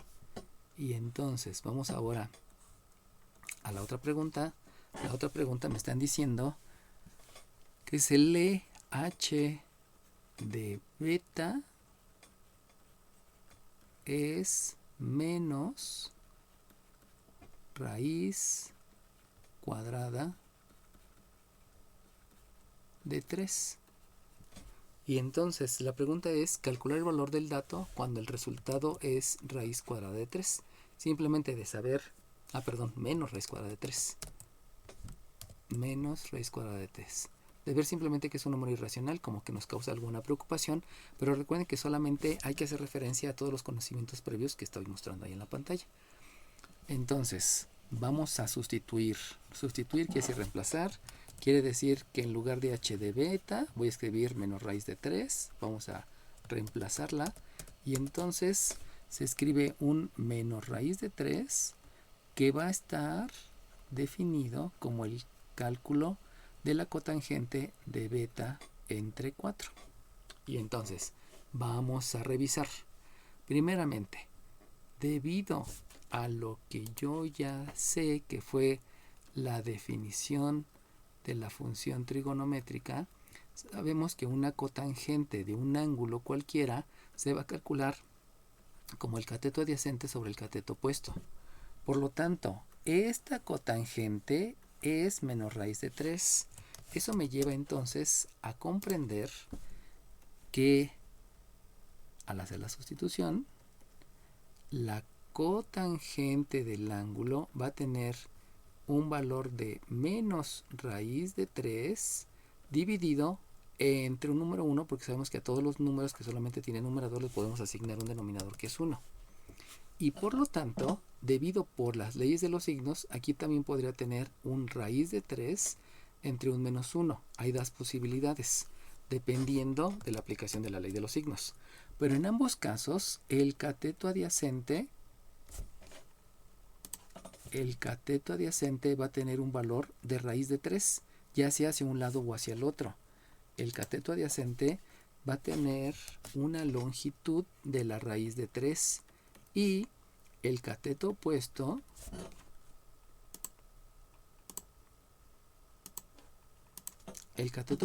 va a tener una longitud de 1, ya sea hacia un lado o hacia el otro. Lo importante es que valga 1. Entonces, estos resultados vamos a subirlos a los conocimientos previos. Busquemos primero raíz de 3. Si nosotros buscamos raíz de 3 en un cateto, resulta que sí tenemos un triángulo que tiene un cateto que es raíz de 3. Y también tiene un cateto opuesto que es 1. Fíjense cómo el otro cateto es 1. Por lo tanto, este triángulo es el que nos va a estar importando. Pero ahora debemos de buscar la referencia con respecto al sentido. El sentido menciona que en esta primera, el cateto adyacente debe ser negativo. Si ustedes se acuerdan, los catetos adyacentes es en el eje de las abscisas. En el eje de las abscisas voy a tener un cateto adyacente que va a ser negativo.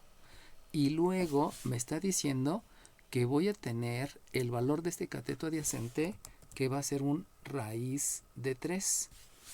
Luego nos vamos al cateto opuesto. El cateto opuesto tiene un valor de 1 positivo. Por lo tanto, el cateto opuesto es 1 positivo, quiere decir que va hacia arriba y tiene un valor de 1. La hipotenusa se regresa y sabemos que esa siempre va a ser positiva. Pero ahora bien, ya analizamos la primera opción. La primera opción fue este triángulo. Voy a hacerlo un poquito separado para que veamos más la ubicación de los triángulos y que nos quede más claro lo que estoy explicando. Entonces, este triángulo obedeció precisamente a esta primera cotangente. La voy a traer para acá, a esta cotangente, donde en esa cotangente estoy diciendo que es un menos raíz de 3 entre más 1. Ahora bien, vamos a hacer la referencia a la otra. Vamos a mover un poco la otra parte, simplemente para que quede más explicado. Y entonces la otra posibilidad que tengo es que la cotangente del ángulo obedezca a un más raíz de 3 entre menos 1. Este es un menos entre más. Ya vimos cuál fue la disposición con respecto. Y también habíamos dicho que en cualquiera de los dos casos se debía de cumplir que el cateto adyacente fuera raíz de 3 y que el cateto opuesto fuera 1.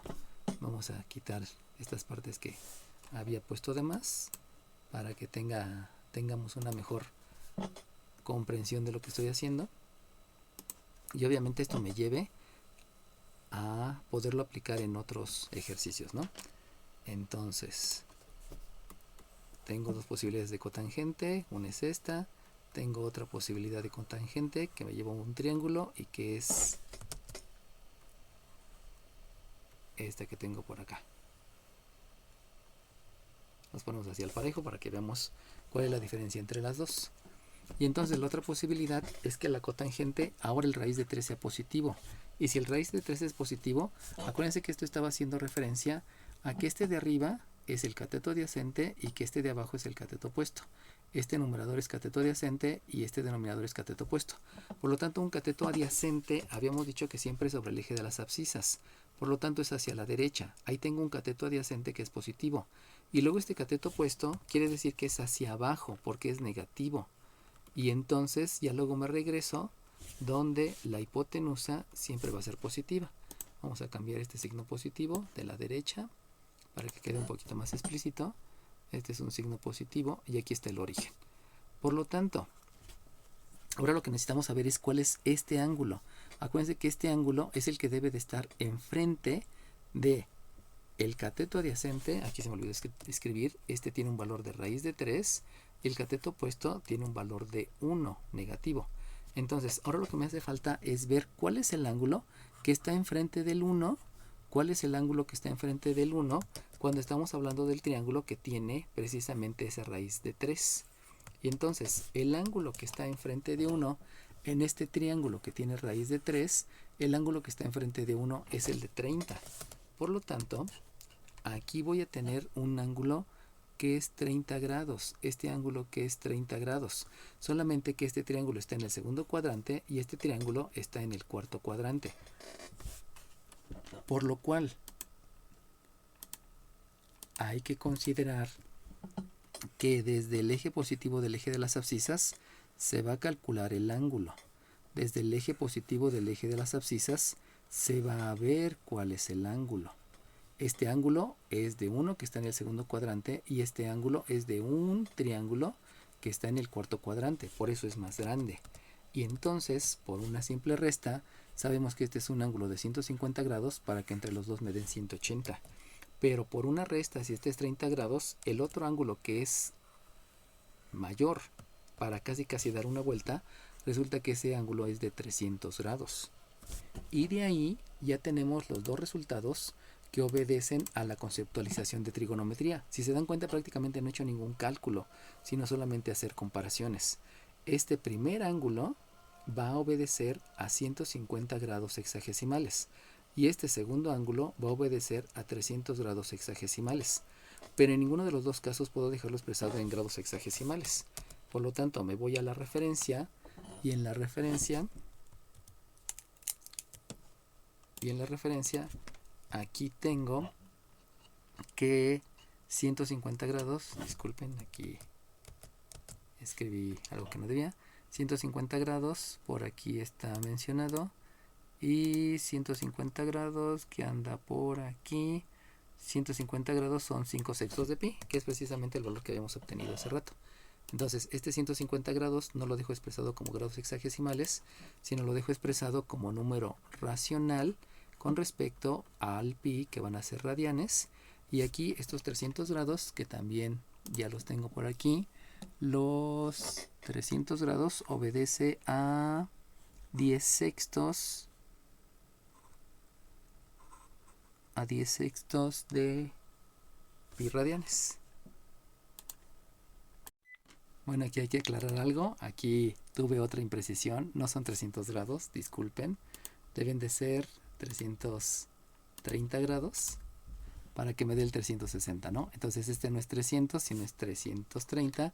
Y 330 lo tengo por aquí, que son 11 sextos de pi radianes. Entonces, haciendo la corrección, a veces estando aquí explicando cometemos imprecisiones bastante básicas. Lo bueno es que el mismo ejercicio, los mismos resultados me dan indicio de si estoy contestando bien o no. Aquí me da 11 sextos de pi radianes y por lo tanto voy a tener otro punto, vamos a llamarle aquí el punto F, donde la abscisa es 5 sextos de pi radianes y la ordenada, ya la habíamos dicho hace rato, donde la ordenada es menos raíz de 3 y que precisamente esa ordenada fue la que me hizo determinar la posición del triángulo en los 4 cuadrantes. Digamos que el otro es el punto H y el punto H va a tener una abscisa que son 11 sextos de pi radianes, coma, menos raíz de 3. Y que eso obedeció a las dos posibilidades que yo tenía con respecto a este signo negativo, donde me generó un menos entre más y un más entre menos, y por la ubicación de los lados fueron dos triángulos diferentes obedeciendo a la ubicación de los triángulos en cada uno de los 4 cuadrantes.